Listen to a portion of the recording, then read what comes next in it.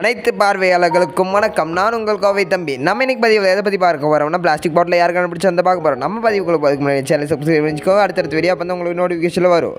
இந்த பிளாஸ்டிக் பாட்டிலை யார் கண்டுபிடிச்சாங்கன்னா, நதேனியல் வைத் என்பவர் தான் இந்த பிளாஸ்டிக் பாட்டிலை கண்டுபிடிச்சிருக்கிறாரு.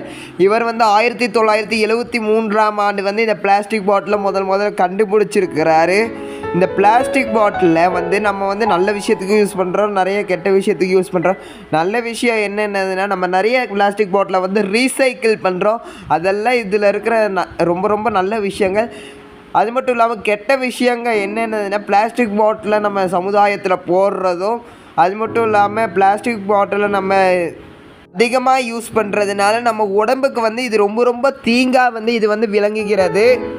அதனால் இன்னிலேருந்து நம்ம வந்து பிளாஸ்டிக்கை குறைப்போம், இயற்கையை வளர்ப்போம்.